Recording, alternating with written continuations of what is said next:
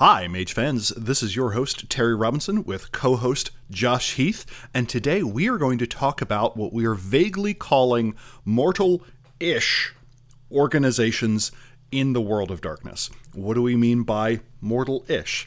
These are organizations that are primarily made of people that do not in any way have direct supernatural powers. And Mage the Ascension and the world of darkness as a whole is replete with these. Vampire had the books Hunters Hunted, which was largely mortals, sometimes backed with supernatural powers. In Mage, we had the book The Arcanum, as well as Ascension's Right Hand. And as time goes on, a lot of lines have gotten books that involve mortals interfacing it.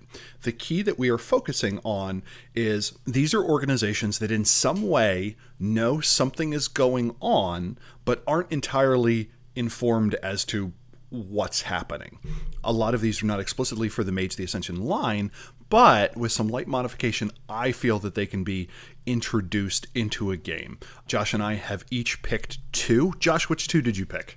I picked Pentex and the Arcanum. And we're just going to describe what they are, what they look like in the mundane world, what their agenda seemingly is, how mages can interface with them, and where you can get more information. This one's probably going to have beefier show notes than usual, so please be sure to look through that. If you grab any of the books, please use our affiliate code through DriveThruRPG. That gives us a little bit of coin and helps support the show. If you do that, thank you so much. Any thoughts on mortal organizations in the world of darkness before we just dive in? Well, first off, Terry, which two did you pick? You asked me which two I picked. Which two have you decided? Oh, yes.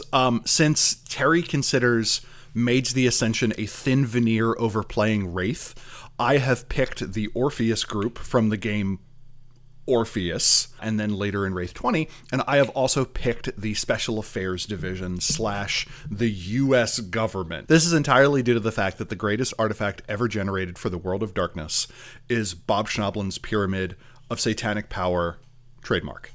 This was originally appeared in, I think, Project Twilight or something like that. I think it was, yeah. And then was reprinted in Hunters Hunted 2 and is one of the few mortals that has an idea of what's going on. And looking over this, I hope we can make it our show art. Looking over this, you're like, this is amazing. This is a work of love. And I'm glad it exists. It is quite a feat of art and tying in lots of random pieces of information. It's not accurate necessarily, but it's fun. It is the type of artifact that you would hand to a player and say, this is the thing you see on this, person's wall. Yeah, the Brotherhood of the Euthanatos, you're like, I see what you're doing. Mm-hmm. And then at the bottom, you just see vampire nuns. It's also a fascinating snapshot of the conspiracy theories that were going around in the 90s between the fall of the Soviet Union and September 11th. Any thoughts on mortals in the world of darkness? Just this. You need to have mortals in your world of darkness. That sounds obvious, right? But one of the things I see over and over and over again in World of Darkness games is kind of the ignoring of humans, regular people, particularly in Mage. All of the Mage politics stuff overwhelms you and you're like, oh, I'm thinking about this, but your mages have to deal with regular people on a daily basis. Like, they have to go to the grocery store. They have to deal with all of these things in their world. So just remember that whenever you're writing a game, running a game, or playing in a game. Yeah, games that don't have that, I refer to as the Vampire Diaries or Hogwarts games, when it's just all supernaturals all the time. The first group we're going to talk about is the Orpheus Group, and it's an honest-to-goodness corporation. It started out as JDG Cryogenics, where Dr. Edward Fernandez found a way to successfully freeze people. The key innovation that occurred in the Orpheus world is that this doctor figured out a way to freeze someone, and that people claimed out-of-body experiences while this was happening. And people were like, oh, that's kind of weird, until Jane Kennedy proved these out-of-body experiences by using her time being frozen to spy on board meetings of major companies, and then when Jane was unfrozen, using that insider knowledge to execute stock trades that resulted in Jane becoming very wealthy and ultimately buying or at least supporting the Orpheus Group. At the same time, Dr. Amore's cat Lillian found that certain plants added to that infusion could also aid in that out-of-body experience, but was also had the downside of being addictive. And now we have a thread that kind of connects a bunch of these. The NSA had found out about this and was like, the ability to leave your body and investigate a place and gather information with no one knowing that you're doing it, we are interested in that. So they went to a South American prison and tried to use a whole bunch of inmates to do this. They were projected into the underworld. Reapers came. Those are the rays that kind of come and get you and join you into Ray society. They killed them, took their stuff, and kind of rode off into the night. So there's this band of South American drug cartel inmates who are running amok in the underworld, which I think is just great. Because when the NSA arranged for a convenient prison fire to kill everyone, they're already in the underworld and they just become wraiths. The Orpheus Group was originally doing research, what they called Project Echo, to try and figure out how the underworld worked. And the NSA said, in exchange for us supporting you, you will never do research. You will just do the commercial side. We will ignore any relationship that we had had previously. And Project Echo is just the effort to collect information while doing all of this other stuff. Their competitors are Terrell and Squibb, which uses mostly drugs, and Nextwave, which will take on any job. Both of these groups are behind Orpheus in terms of technology. They monitor a web of ghost blogs and other information. They retain some services of wraiths in violation of the Dictum Mortuum, which is the statement from Stygia that says, the dead should not dick around with the living unless you get a hall pass. What's an interesting point is, at least originally in Orpheus, this was after the Sixth Great Maelstrom, when the Dictum Mortuum is effectively defunct because Stygia is effectively destroyed. Mm-hmm. So if you're using Orpheus, you kind of have to assume that it is happening after that metaplot event. Don't necessarily have to, you can adjust that, but it is a thing to consider. Yeah, and Orpheus in Wraith 20 assumes that a Dictum Mortuum still stands, and Wraiths are either dumb, desperate, or greedy to work with a mortal organization. They work to retrieve artifacts from the underworld and bring back relics, which is kind of a neat idea. One of the things that occurs is if a famous object from history is destroyed, if it had enough emotional resonance, it will appear in the underworld. Orpheus members can grab those items and bring them back, which I think is just cool as anything. I think it would be reasonable, for instance, a group of, I can't remember the group of Mayan Jaguar priests that exists in M20 that is just kind of referenced. If they were to pay Nextwave to go to the underworld, find one of the Maya codices, and bring it back.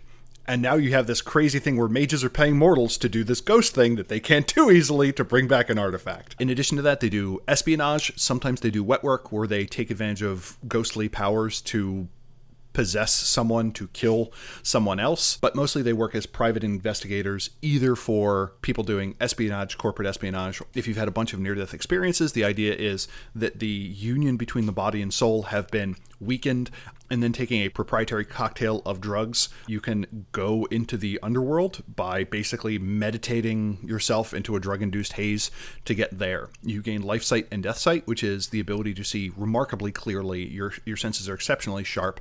You can see what is happening in the Shadowlands around you, and you can also pierce the shroud and look back on the world of the living, and also gain a lot of basic health information about people, which is actually kind of cool. You can kind of sense when someone's about to die. When you're in the underworld, you do have some other neat powers, like the ability to manifest an emblem, which is some sort of protective equipment, from riot gear to clerical robes, which is basically the way of saying, you're in the underworld now, maelstroms exist, how do we make it so you all don't die? You also have the ability to spend a point of pathos to shoot lightning, because they're like, we don't want to be naked in the underworld. There are two ways to do this. One are skimmers, who can self-project using yoga to go into the underworld, plus directed biofeedback. Any damage from the Shadowlands copies over to your mortal body, but down a type. So if you take ag, it turns into lethal. If you take lethal, it turns into bashing. If it takes lethal, bashing, it's just kind of a headache at a 2-to-1 rate. And they can generally only go into the Shadowlands, just because their silver cord, which connects them back to their body, just isn't long enough to go into like Stygia. The other option is what are called sleepers. They go into cryonic suspension. They can stay down longer. You slowly break down over time because your body functions are suspended, but they could theoretically go all the way down into the Sea of Shadows or the Tempest or the Labyrinth even. And the third way is people who take a drug by the name of pigment gain the ability to see into the world of the dead, depending on how they take it. Most people just interpret this as a hallucination, but if you mainline it, then you gain the ability to see the underworld. Pigment also has a weird side effect that anyone who takes pigment who dies becomes a wraith. This is absolutely wild, because normally wraiths form at a pretty rare rate, but it's comparatively rare. So that's kind of my explanation of what Orpheus and projecting is. The Orpheus Group, though, advertises mostly by word of mouth among rich clientele and corporations. Their market seems to be vague, like you might see an advertisement that says you don't have to say goodbye, the Orpheus Group. And generally, in addition to espionage, they will also do fumigation, where they get rid of a ghost in an area. Josh, have you ever used Orpheus, or are you familiar with the material at all? Yeah, so Orpheus is one of those games that I missed when it came out. It just was not something that my friends and gaming group were interested in. But I did do a lot of research into it when I was writing the Wraith style guide for the Storyteller's Vault. And I read everything in the Orpheus package while I was doing that, to write 2 paragraphs about this is what Orpheus is about.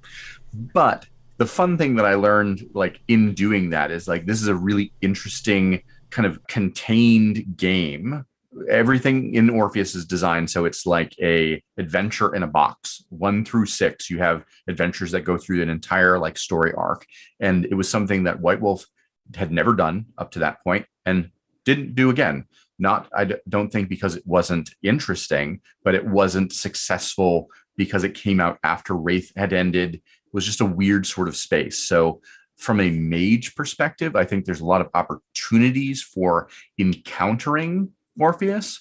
So a lot of what happens in Orpheus is magical adjacent, I would say. It seems to be magical, but it is technically just regular technology. It doesn't accumulate paradox or any of those situations.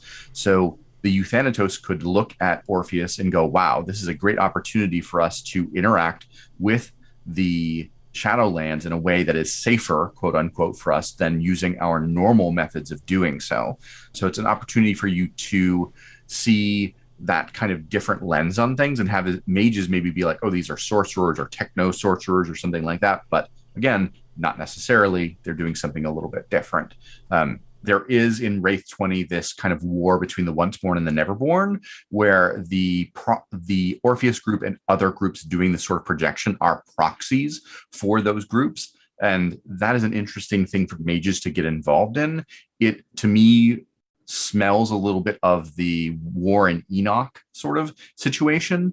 But again, if you're using Enoch as a thing, which could be used in Mage, you can also use this sort of war as another thing. It's a good way of getting mages involved into a deep underworld campaign, which I think is definitely interesting. Yeah, we never really got a lot of information on the Onceborn and the Neverborn until Orpheus, and they did a bunch of rejiggering and also made them more present. The Neverborn are a bunch of entities that are near the mouth of oblivion that have been there since creation. In some cases, they are considered to be the Malfians that powered the Nefandi. There's a bunch you can play with there. The Onceborn are creatures of great power, went from specters to being Nephrax to being agents of oblivion that eventually became so powerful that they kind of, again, became these oblivion-bloated entities that circled the maw of unmaking. The Neverborn are theoretically vastly more powerful than the Onceborn. They kind of leveled that out so that Lycomachus and Mulhectorus and Zira could reasonably fight against each other. And if nothing else, the visuals that they present, amazing, like Mulhectorus being this giant tufted crab that is constantly rotting, and Zira being this 14-foot tall rusted copper angel with a 12-foot sword made out of the stone of oblivion. Some real good visuals. But when we say the war between the Onceborn and the Neverborn, that is a war amongst all of those parties. They are all kind of fighting each other until something happens, which we're likely not going to get into. So Terry, what is the agenda of the Orpheus Group? It differs by level, and this is one of the things I like about it. The top brass are very much looking at the bottom line. This is a fantastically wealthy opportunity, and they are skirting the line between proving that what they have is very monetarily useful. Like, obviously, being able to get intel on other competing corporations is going to be terribly useful to companies, but also not wanting to tip their hand, because if the underworld broadly becomes known to exist, it would probably cause terrible societal upheaval. The government involvement would become much more apparent. We would kind of have this undead arms race, because at the end of the day, what they're doing is, as Josh said, a scientific process. People going to be figuring this stuff out. So for now, they kind of want to keep it under wraps. The scientists are a bit on the fringe. They tend to either be fringe scientists who are exploring death, or they're slightly kooky people that just want a good paying job because there is money to be made. Field agents have generally had near-death experiences, as well as the scientists being kooky and the top brass likely having been promoted from being field agents. So everyone in this organization has a lot of experience with a certain class of trauma. And what does it look like having a company where everyone's had 3 or 4 near-death experiences? And I don't know about you, one of the things that I really like about mortal organizations in the World of Darkness is they're often populated with people who are a little bit off. So you get to have this moment where your mage, who is like, oh no, my magic comes from my ability to talk to Mikhail, Lord of Fire. You look like the normal one. Right. And the other thing is, a bunch of them want to explore, but their agreement with the NSA is that they can't do information gathering except as it pertains to client work. When it comes to interfacing with the magical world, as Josh said, this is a mortal group doing something interesting. When I think mage, I think it would be fascinating if we took the Orpheus Group, which your players may know about, and you replaced it with the Siren Collective, which is a group that is doing the same for the Middle Umbra or the High Umbra, or something like that, where they are exploring essentially different penumbrae, which, again, you can pass through things, you can listen back on what's happening in the mortal world, but also you could be engaging in these Jungian archetypes if you really want to. I could see a member of this, let's say, post-Abrahamic religion who has some sort of cultic mystery rite where you gain access to the High Umbra, and you suddenly have an explosion of Neoplatonism in your world, or something like that. I can see that transferring really well. They tend to attract curious, strong-willed people, because one of the requirements is your gas tank is generally your willpower divided by 2. And in the World of Darkness, if most mortals have a willpower of like 3 or something like that, that doesn't really give you a lot of gas.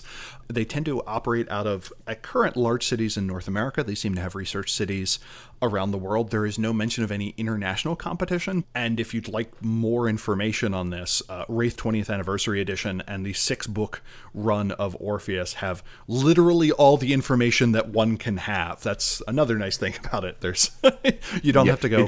fairly limited. You can get really focused and be like, oh, I'm going to read this, and now I know everything about it. Yeah. The other idea that you pitched that I really like, that I want to pull out just for a second, is that High Umbra travel. The idea of going into the High Umbra from a technocrat perspective would be fascinating, and I think it would be really interesting to run a game that was looking at what Orpheus is doing, and then telling some groups of technocrats, go investigate what they're doing, and then we want you to turn that into a way to get into the plane of higher thought, or whatever it is that the technocrats... I think they call it ensemble space in the Void Engineer book. I think that's fascinating. And again, it's being done by mortals. We get no hint that the technocracy is behind this. And I could see there being a game where it's like the technocracy wants to destroy these people or is trying to take them over, and the traditions, just out of a knee-jerk reaction, are like, well, the technocrats hate them. They have to be good guys. Right. And it turns out to be either maybe this specter-fueled terrible thing, or alternatively, the Nefandi are involved or something like that, as a way to contact their lords that in a post-reckoning world they have lost contact with. Again, this takes place after the Week of Nightmares, and skimmers and sleepers are able to go to the underworld without having to deal with the Avatar Storm. So that's another superpower that could pop up. Yep. There are lots of ways to loop these folks in, so definitely take that opportunity. Yeah. So I'm going to hop in and start talking about our next group. which is Pentex. Now, for anyone that listens, I am the main host of Werewolf the Podcast. If you want to hear me ramble about Pentex a lot, I have done so in several episodes, including the Pentex subsidiaries episode and the Storyhooks Pentex episode, which is fun satire. Please go listen to that and tell me what you think. If you're offended by my satire, please, I'm sorry. That said, Pentex is in the world of darkness, in the mundane world of darkness, just a fairly ubiquitous corporation that can be found everywhere in the world. They are, in werewolf canon, a corporation run by hyper-capitalists that also worships the worm. They believe that the worm empowers them, that the worm's desire to destroy the world is the right way to go about things, and they are focused on slowly corrupting the world through horrible excesses of capitalistic excess, for lack of a better term. They go all out in the eco-disaster space. They are a Captain Planet-like villain if you really dig into it. But from a mundane perspective, they're just the gas station that happens to be on the side of every corner that you see. They are the drugs that you take. Magadon is a subsidiary of Pentex that specifically provides you medication that is just ubiquitous. That's the Tylenol that you take. There are other places where Pentex is just the things that are around you are probably run by this incredibly ubiquitous organization. And generally, in most cases, they are not known to be this horrible, like, death cult of worminess. The worm being this force of corruption and entropy in the world of darkness, sort of in Mage a little bit, and mostly in Werewolf is when they show up the most. And so most people within Pentex don't know that they're serving this horrible corporation. They might know that they're serving a horrible capitalistic furious organization, but not one that is ultimately trying to destroy the world. So there are tons of these different subsidiaries. When I say tons, there are like 30 different subsidiaries that have gotten mentions in various books over the years. Some of the big ones are Endron Oil, which are those that oil company that is going to be the gas stations that you're going to, King Breweries, which basically are your Budweiser type drinks and things like that, but they also own a bunch of different subsidiaries where your spirits and your seltzer water and all kinds of things like that are made. I could go on. I have gone on specifically in the subsidiaries episode on Werewolf the Podcast if you want to dig into that. The fact is, if you can think of a corporation or a business that is out there, Pentex has a subsidiary that is in that space. So it can be mining, it can be computers, it can be video games, it can be tabletop RPGs, it can be whatever you want. You can have a Pentex subsidiary be involved there. But that brings us to this kind of question of why or how would a mage encounter them? There are a couple of different ways of getting there. The first and most obvious connection is between the Special Projects Division, which is an alliance specifically with some corrupted technocrats, and Pentex, specifically that breeds lots of different horrible things within the mage and werewolf space. It's a great werewolf technocracy sort of connection there. But there are other ways that you can just encounter Pentex. The way that I use Pentex is, again, just a ubiquitous organization that is everywhere. When you talk about your mages going to the corner grocery store, that could be a Pentex subsidiary they're interacting with. And for people that are World of Darkness fans, they will glom onto that and be like, oh, this is horrible. We shouldn't shop at this store. And it's like, why? These stores are everywhere. There's nothing wrong with them, but maybe there's some resonance that is on this place that gets connected to your mages. Pentex is one of those things that they are so ubiquitous, it is impossible for them to be destroyed. The werewolves think they can take this corporation down, but they are everywhere. And for mages interacting in that space, they're going to look at them and go, what can we do here? This organization is even bigger than the technocracy. And you see, the technocracy has this view of itself as being everywhere and in control, but Pentex is even more ubiquitous than the technocracy could be. I mentioned their agenda being this corruption of the world, and that's generally their goal, but their also goal is to make money. So on one level, they're trying to make money, and on the other level, they're trying to corrupt things. And they may look at mage things and say, how can we make money from what you are doing? They can infiltrate mage groups with the idea of, hey, we will pay you to do X, Y, and Z.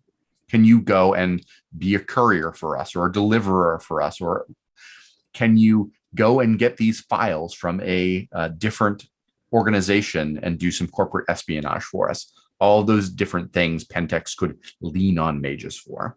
And it seems like a recurring thing about Pentex is, I imagine to some extent, they select for people who are able to be willingly ignorant.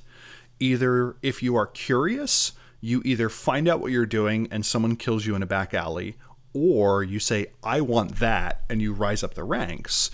Or you have gotten used to weird things happening and you just not noticing. There periodically being strange bloodstains in the executive conference room. The mages can encounter a guy who's just like, you were there. How did you not notice it? It's like, it didn't seem important at the time. You're like, your boss transformed into a massive man ape and then ripped a person limb from limb and then beat a different person with those limbs. And you didn't think this was important? You're like, I don't know, CrossFit. Like, I think it is also a great way of introducing the, like, wait, why are we trying to save the mortals? Like, yeah. And also the idea of mages are more aware of all these things in the world, and they think about them more and they interact with them more. And then they go and deal with these mortals who are just not just oblivious, but willfully oblivious, where they're just like, I'm making, I get my cash, I pay my bills, I drink some beer, I go to sleep. Maybe I play a video game. That is your average Pentex employee. And having mages interact with those people and think, wow, we're working for Awakening. Or if you're a technocratic group, you're like, I want all people to be ascended, and these are the people. It does make you kind of go, oh, are we doing the right thing here, or should we just ignore all of these people and do our own thing? Josh made mention of Special Projects Division, which is a group within the syndicate, and the nature of the relationship has changed over time. In 1E, it's very much they know exactly what's happening, and it's the syndicate going, you're evil, we're evil, let's be evil together. And it's just two dandyish, tainted entities that are like locking arms and skipping around a fountain of money. In 2E, the syndicate is like, so we have this group that doesn't seem to report to anything, but their money comes in, but we've heard some real weird reports of things, we should maybe investigate it. And then as of revised, it's just gone. Best plot hook in Mage. No one has found records of what happened to the Special Project Division, but they are still making deposits. In Revised Mage, they kind of present the reason that the syndicate doesn't know about Pentex is that both organizations are dealing with each other through a network of subsidiaries. And I don't know how we make this compelling, but I really wish there were a good way in Mage to do that very complicated shoe leather thing where there's just a Byzantine network of companies connecting to each other, that if your characters do pull the string long enough, they find a worm cult out the other end.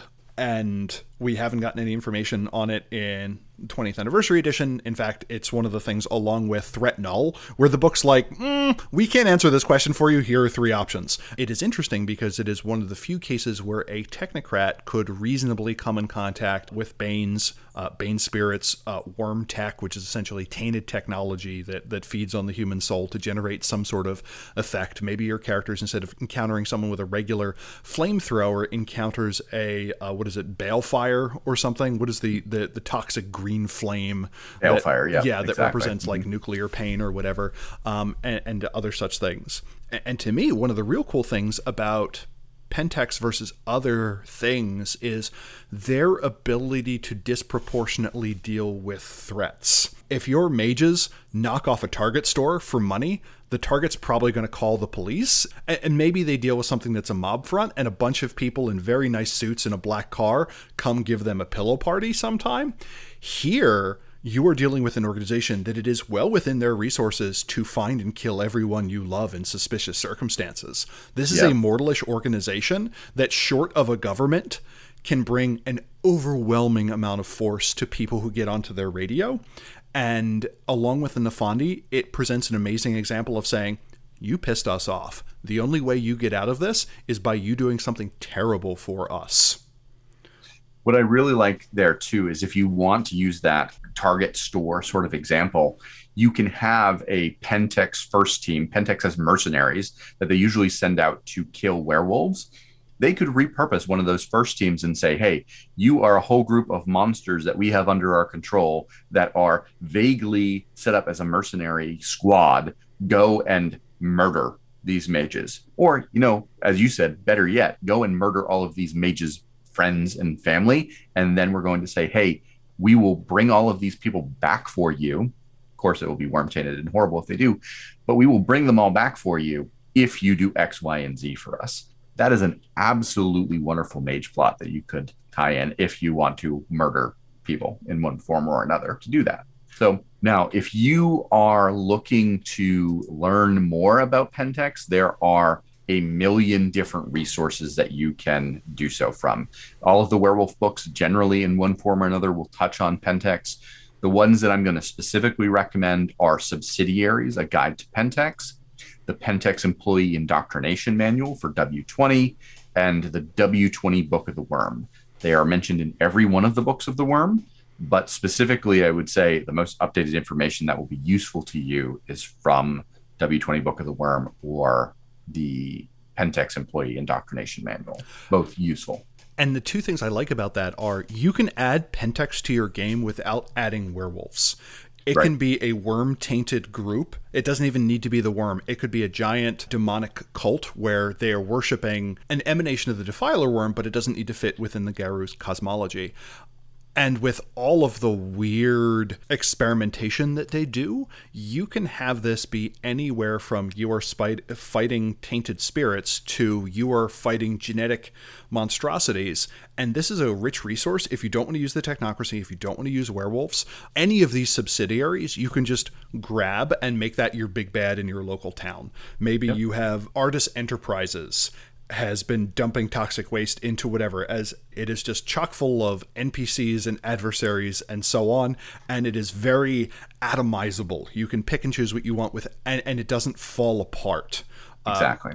Dragon Valley Vineyards, if you want a single subsidiary of Pentex, Dragon Valley Vineyards is a vineyard in California that the vines are intelligent, they are evil, they take bodies over, so they're body snatching pod people creating vines. That is a great mage plot. You can have them be anywhere in the world or where grapes can grow, which is basically everywhere. They are an awesome subsidiary to use. So just my suggestion. So we've talked about Pentex, we've talked about the Orpheus Group. These are organizations separate from any other power in the world, basically. What about the next one that you have for us, Terry? The next one I have is the Special Affairs Division. Now, I am cheating, and I am bringing in a whole bunch of federal-level law enforcement organizations and intelligence organizations.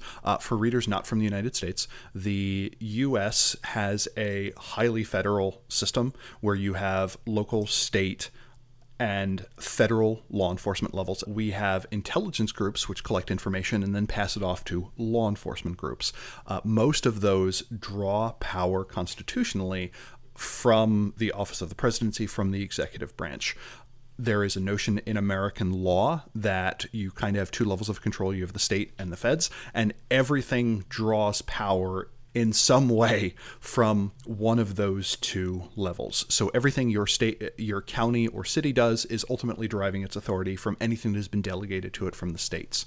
In the United States, the FBI, the Federal Bureau of Investigation, is a federal law enforcement organization that invests and ultimately prosecutes or assists in prosecuting federal crimes. So this will only pop up if something occurs across state lines or is explicitly a federal crime. And the neat thing about this is, since it is not unitary, there is sometimes going to be competition between those two. So for instance, in the city of Philadelphia and the state of Pennsylvania, you can get marijuana for medical purposes. It is still federally illegal. But the feds are like, that's fine. We can't see you. The FBI, the Federal Bureau of Investigations, has a unit within it called the Special Affairs Division. The Special Affairs Division was started in the 30s when Charles Horner escaped a very obvious vampire attack while investigating Al Capone. And I like in the description where it's like, the vampire tried to subdue him, but due to his iron will, I'm like, yep, that's a 5-point merit, was able to escape and then go, what the shit, Hoover? Okay, one other note I need to insert here. This is also around the era when Al Capone was embraced as a vampire. So there is a loop in here that one, Al Capone's still alive in the vampire world until Vampire Current Edition. We won't talk about that too much. But it's just an interesting note, like, obvious vampire, this guy's investigating that situation. But this is not how Al Capone gets embraced. It's just kind of like to the side of that. Yeah. He doesn't get embraced until, I think, 1941. So through the 50s and 60s, as part of just the general war on the Soviets and all sorts of weird shit that can happen, the Special Affairs Division grows and grows. This continues through the 80s and 90s, and in the wake of the September 11th attack, Special Affairs Division gets kind of lumped in with the Department of Homeland Security.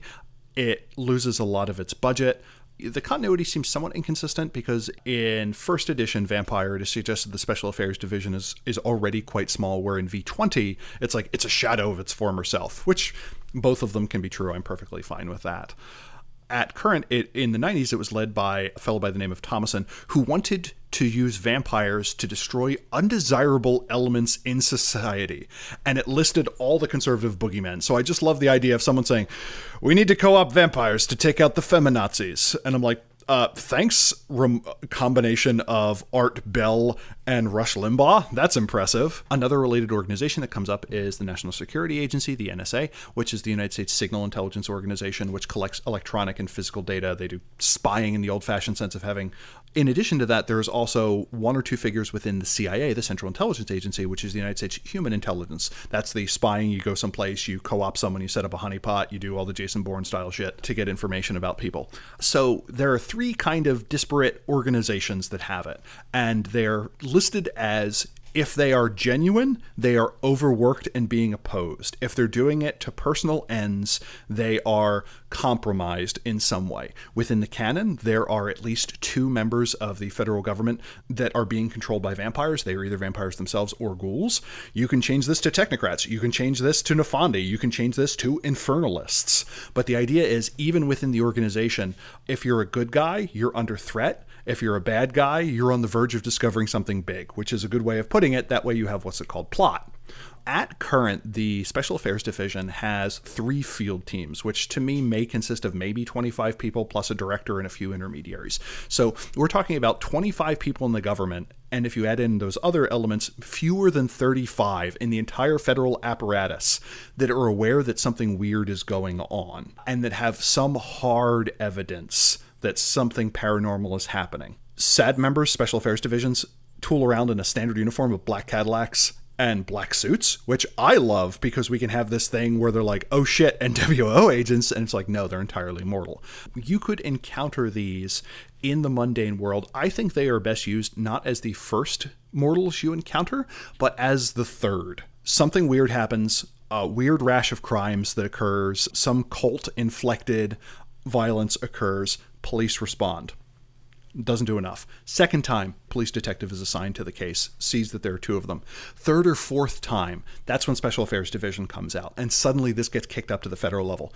You get an interesting competition between the locals and the feds, and that can cause all sorts of internal spite between them. And this gives you an opportunity to add something weird, where all of the killings are done by abused partners. And instead of someone just killing someone in self-defense, their person perpetrating the violence explodes in a cloud of gore. We're talking Quentin Tarantino level of blood, something where you're like, well, that's new. I think they represent a good candidate for a recurring mortal ally. This to me justifies 3 dots in contacts or 2 dots in ally. I wouldn't use it at the retainer level because they're not really at your beck and call, but You owe them a favor, they owe you a favor, or something like that. Maybe the mages themselves come under investigation because they've done vulgar magic, and maybe that replaces a paradox backlash. Instead of the technocracy learning about you, the federal government does. On one level, mortals as enemies are worse because you are both trying to conceal and stop them, but also protect them generally at the same time. All is fair in love and war when it comes to the Ascension conflict. With technocrats, your characters may not be comfortable bringing that level of simplified violence against mortals. Their agenda is going to vary. Agents may have a personal agenda where the agent you encounter may be ill-conceived towards sorcerers because one of their siblings died while being involved in cult activity, or they're trying to find a missing parent that is gone. Some people are genuinely curious, and you may deal with a poorly informed mortal, which I find useful because they can sow disinformation. A slightly better informed mortal, not Yes. not like they are the mortal that's like, I know a tiny bit, and that can be really dangerous. I know a word like I'm just going to pick on the Euthanatos again. I know that word, or I know the word Order of Hermes means something, or the word Tremere means something to that Order of Hermes person that I know, and I'm just going to drop it in the conversation and see what happens. They're very dangerous people. And things like vampires can be staked.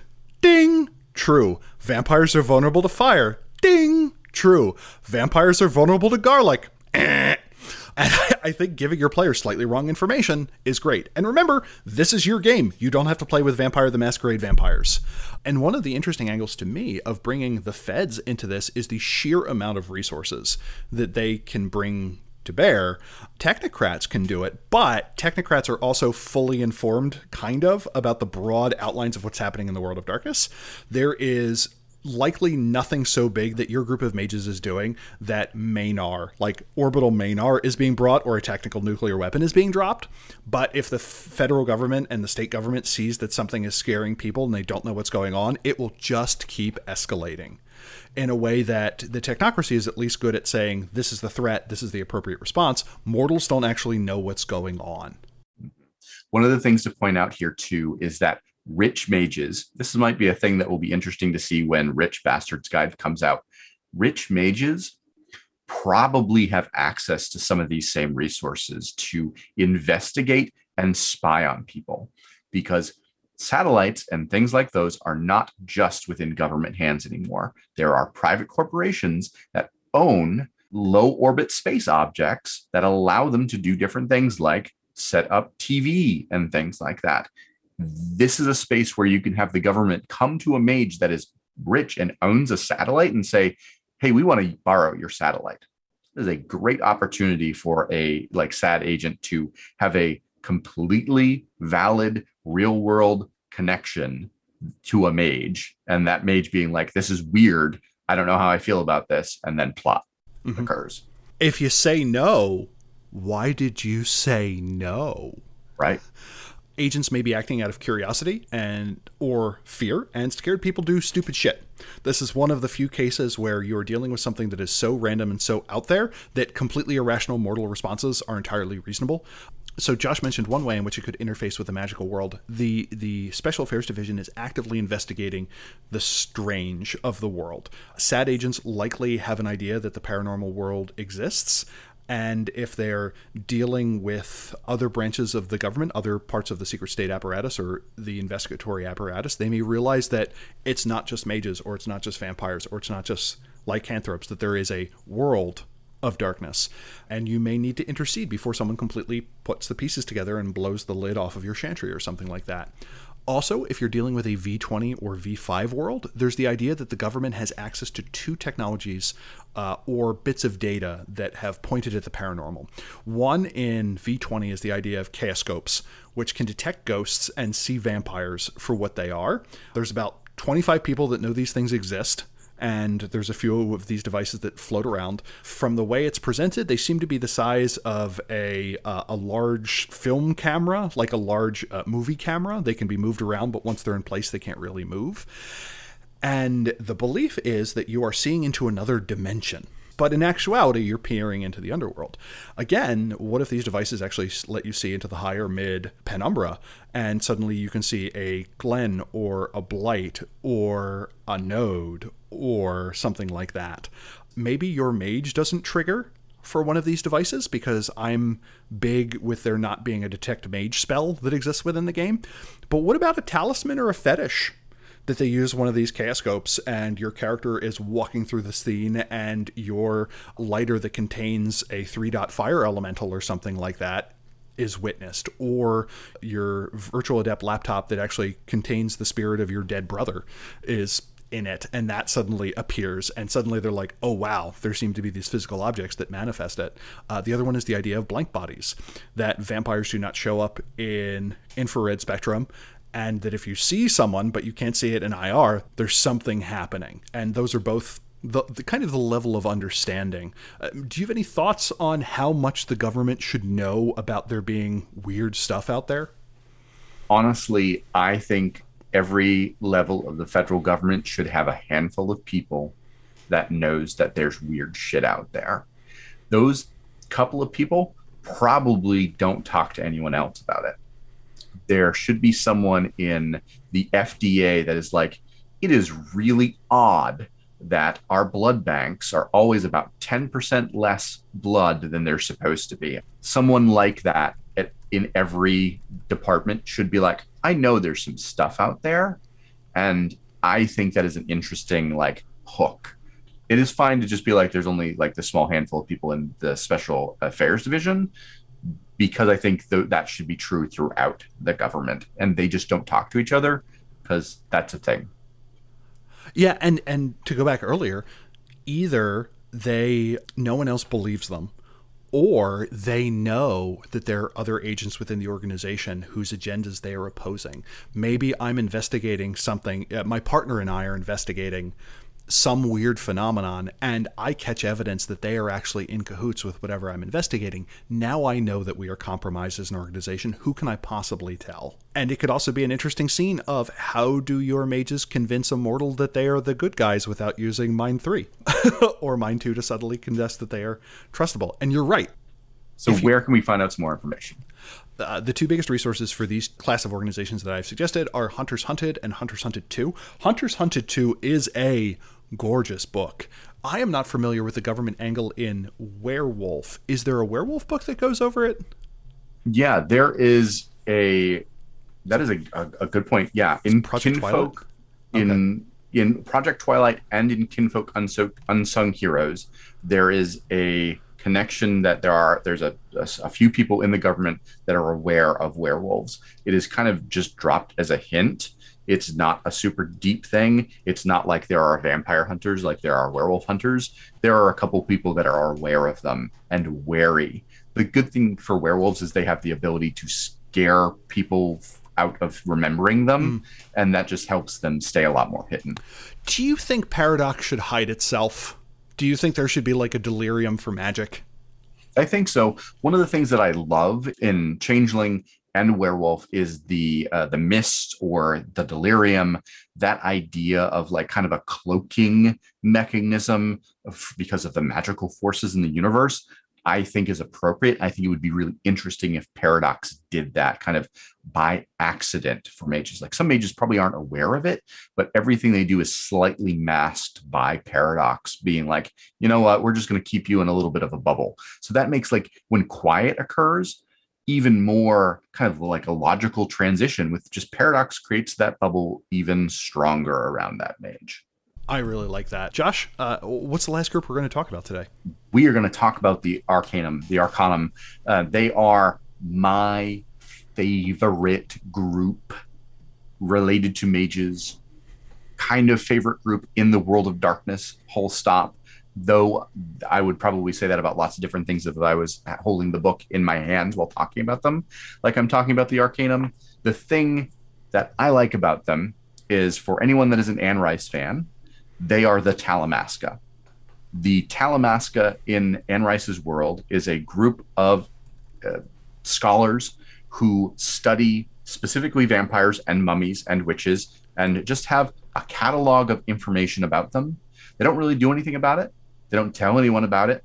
They've existed for thousands of years and just kind of go, we have all this information and that's cool because we're watchers. We are the people that kind of perceive and look over all of the supernatural world and don't really protect humanity from it. They just watch it. The Arcanum is exactly that as well. They are a group that got started in probably the 1800s during the Victorian era. There are some hints that there's some older connections there, but it really got up and running as a, not really a proto, but a pseudo Masonic organization in that Victorian era. And they set up these chapter houses around the world where they are like, we're just going to collect information about all of these weird things that happen in the world. And they're like little groups of academics that are like, oh, you know about vampires? What's really interesting is that when you stake them, they go frozen. And they keep all of that information kind of to themselves because everyone else is like, oh, that's nonsense. Why are you digging into these things? But they're also infiltrated by mages and vampire connections and werewolf connections and things like that have all these little edges of, hey, the rest of the supernatural world is slightly aware the Arcanum exists. Mages are probably going to interact with them the most if they're like, I need a specific book, and the only place that I can find that has a copy is this weird library in the outskirts of Boston that I have to get a special membership for to get into. So I'm going to do that, which is cool, if you ask me. Josh has mentioned that this group is not infiltrated necessarily by mages, but there are probably mage contacts within the group. Kind of reminds you that in the world of darkness, there really are no safe places. And that's kind of the point. You have your sanctum, and you have your chantry mates, maybe. And that is kind of the extent of the world that you can trust, at least in the default kind of world of darkness. A Table is more than welcome to change that, but just hearing Josh say, oh, by the way, some vampires kind of know about it, and they're interested in anyone who knows about them because they are walking breaches of the masquerade, or walking breaches of the dictum mortuum, or something like that. Exactly. And different groups of the Arcanum have like these specialties. Like you're an academic, you focus on vampires, or you are an academic that focus on mages. These different groups are probably going to be present in each of the various chapter houses or effectively chantries of the Arcanum. But you're also going to have little like specialist groups that contact and connect with one another over the internet and other tools that they would use to communicate with one another. And that is another neat little hook that you can add where you're like, oh, hey, one of my allies is this academic that works at Harvard, and I'm picking on Boston for a reason. I will talk about that in a moment. I have this one ally who works at Harvard, and he is an Egyptologist, and he knows everything that I need to know about this mummy plot that I'm running in my game. That could be a super cool hook into the Arcanum and having them present for you. And again, their agenda is just cataloging and understanding and being aware of, at least on the surface. There are some hints that there's a deeper, agenda going on, but you don't have to have that. I prefer not to. I just love the idea of people like myself who are like, I just want to know everything. Mm-hmm. I might not do anything with that knowledge. I just like to gossip and know shit. That is super cool to me. It feels like the Arcanum is an embodiment of people are curious and mortals are watching. Mm-hmm. Like we tend to play our games with a lot of hand waving where it's like, oh no, no one saw that sewer grate explode. And also it does something unique in the world of darkness, gives you a reason to go to Boston. We have talked about Boston a couple of times. The reason for that is it ties directly into vampire metaplot in a way that I think is fun and also an interesting hook for mages. So in the 1890s, I want to say, or the 1920s. Now I can't remember the actual year. Gosh darn it.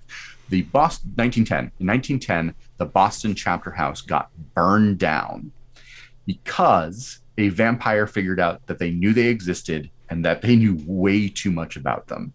And I think that's really interesting. What's really fun is that vampire's name was supposedly Hakata, and that is an interesting link to the fact that the Giovanni are the primary vampires in Boston, and now they're called the Hakata in V5.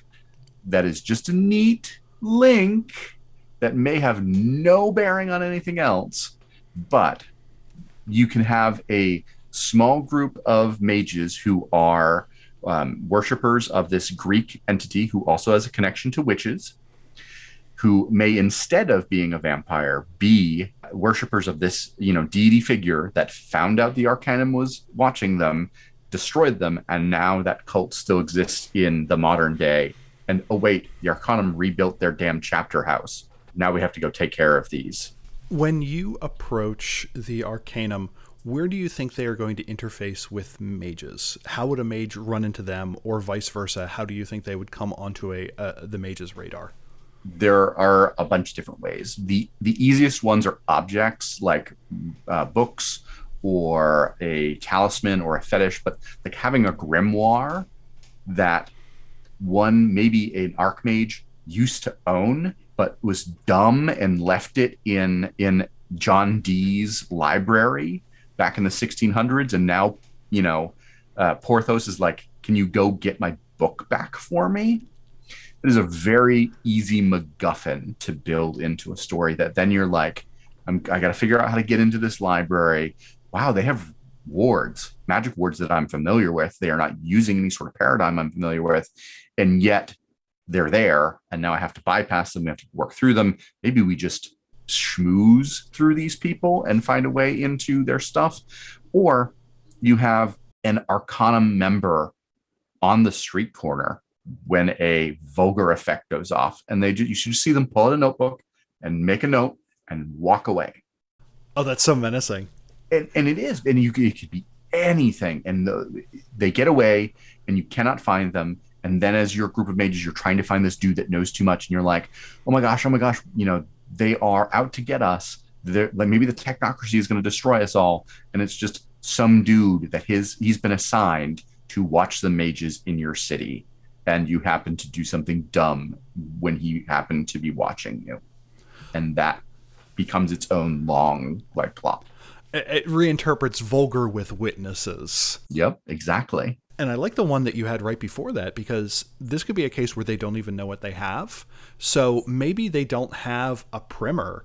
Like, no one will read this book and awaken, but it's a 3-dot grimoire. If anyone were to awaken, this would suddenly be quite potent. And the ward mention you suggest is this is a good way to do a fetch quest, where normally to do a fetch quest, you can't actually tell the players what they're going after. You have to vaguely describe it because Correspondence 3 exists. Or you're going up against another mage, or there's a Laudonite deposit that prevents the teleporters from working, or something like that, or a cloud of ionic gas, which means you have to take a shuttlecraft down. But here, they could have an artifact that they don't even know that they have that is warding this whole area. And before they have to destroy the Eye of Osiris or what have you before they can go in and steal whatever it is that they need to steal. Have you used the Arcanum before? I have before, but I usually use them so subtly that my players don't pick up on the clues. Yep. And I am absolutely okay with that. I had their chapter house be a major figure in my Victorian Mage game that I ran, where the Arcanum was like the connection to everything else that was going on in the story. And they just kept meeting people that were like, oh yes, I'm a member of the Arcanum. Our chapter house is in blah, blah, blah. And for 4 games, the players didn't go to the chapter house. Mm-hmm. And they kept meeting these people that were really blatant. Like, this is who I am. This is where we live. You could come check us out. And just left that hanging. And then eventually the players were like, oh, we're going to go to that place and see what they want. And they were like, we have all this information for you. We've been trying to tell you for weeks here. And I also like the idea of having another entity in the game that is a contact that is trading for information and is literally one of those things like, hey, I will get you the phone number that you are looking for or the password you are looking for. But so I saw you do this thing this one time where you drew this pentacle and suddenly this ghost appeared. You don't need to teach me how to do it, but can you take a picture of that pentacle? And now the characters are like, what are we comfortable trading? And it could be that esoteric where it's like this specific thing that you know that you used, and they want it because they just want a complete collection of those items.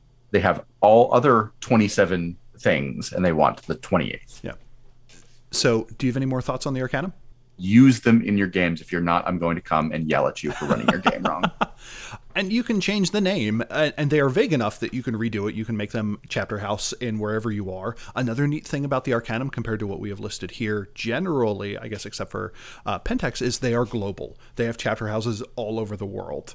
There could be a proxy war. One of the things that is neat is, again, this is your world of darkness. If you want to replace Pentex and the Technocracy with Weaver Tech, which is basically Pentex, but serving stasis, that the upper levels are ranked by geomids and pattern spiders and weavers of the Great Order and are tied to the Shenti of stasis, you can do that. I don't know how you would create a dynamism-based mega corporation, but I think that would be fascinating to have this glamour-infused organization that is based on a rock star CEO that is breaking all the rules.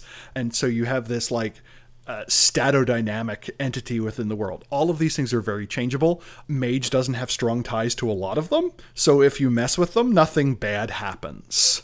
Were there anything that jumped out to you while you were doing the reading for this, or any other things where you're like, hey, maybe I wanted to talk about this group, but I only had 1 or 2 sentences and I couldn't bring it out to a full segment, or any other little nits on mortal organizations?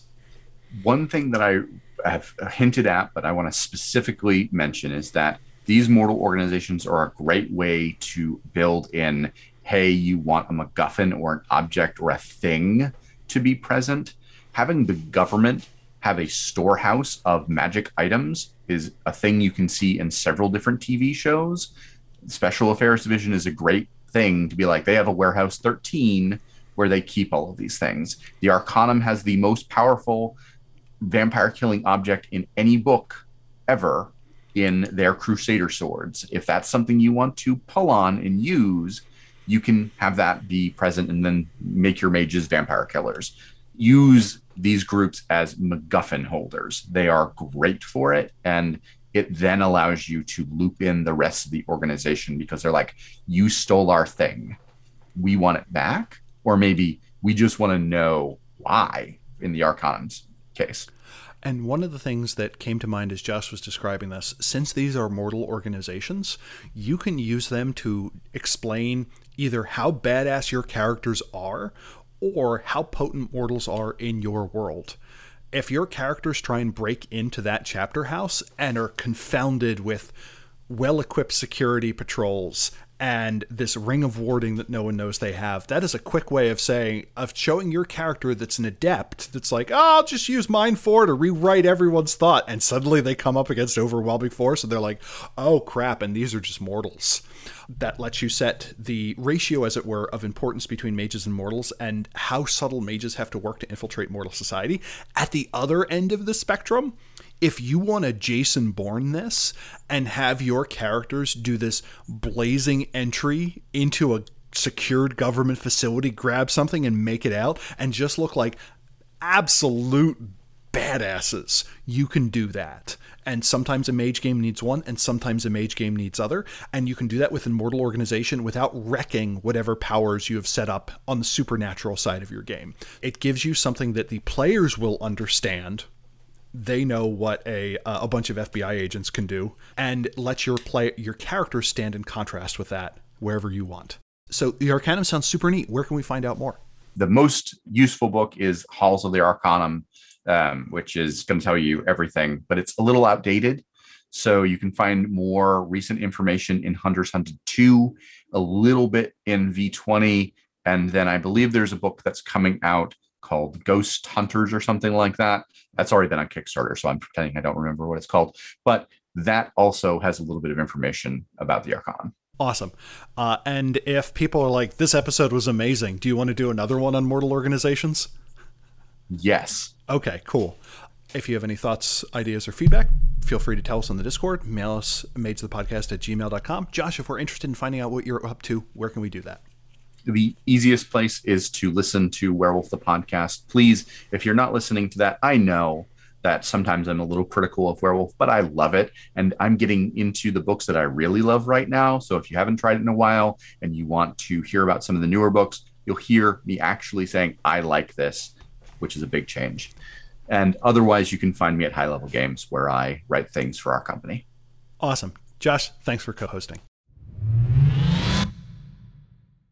This has been Mage the Podcast, where we promise never to feed our audience to sentient, malevolent grapevines for profit. In unrelated news, the Mage the Podcast Wine of the Month is a fine Mongoose Noir from California. The show is made possible by our executive producers, who are, in no particular order, except for I realize now I roughly alphabetized it, Alexander Gorton, Anders S., Andrew Edelstein, Andy, Berto, Brendan Morrill, Bryce Perry, Chris Zack, Dan Svensson, Dennis Osborne, Entropy_Prime, Freddie, Gargalo Winar, Guy Conan Stewart, Ian, Isabel Castillo, Jason Vines, Jay Suncern, Jenna F., Josh Horton, John Magnuson, Josh Golden, Josh H., Josh Heath, Leslie Weatherstone, Michael Creedle, Michael Parker, Nabero, Neil Patterson, Nikita Klaimanov, Ralph Scheinhammer, Richard Bat Brewster, Ryan Hilton, Ryan Kennedy, Samuel Tobin, Stephen Carton, William Connolly,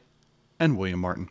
Our two oracles are Christopher Phillips, who is the oracle of all notebook brands except for Moleskine because they're really protective of the trademark and sometimes jerks about how to pronounce their name, as well as Buck Farmer, oracle of snap bracelets, but the nice ones that you use a bunch of times before they broke through the little fibre cloth thingy around them and started cutting you up. Whose idea was it to give steel to children? Our patron shout out this week is to Nikita Klaimanov, who I'd like to say thank you for running a swell event at TriitCon, where you came in, dropped a toasty dose of Mage on the unexpected, and spread around the magical and confusing touch of this weird little game a little bit further. You weren't likely hundreds and probably thousands of miles away. There weren't a pandemic. I knew the customs of gratitude where you're from, and handshaking were more in vogue right now. I would shake your hand, if you wanted. No pressure. Except the pressure of the handshake, I guess. You too can become an executive producer at patreon.com/magethepodcast. If you super liked this episode or super didn't, drop us a line at magethepodcast@gmail.com or at magethepodcast on Twitter. We read every message. We have a Hop and Discord community at discord.me/magethepodcast. You can subscribe to our show on Spotify, Anchor, TuneIn, iTunes, Google Play Podcasts, or the podcatcher of your choice. If you like us, please give us a review on the platform of your choosing or tell a friend about us. Also, go to matesthepodcast.com for show notes and all of our previous shows. Now go change reality. Bye!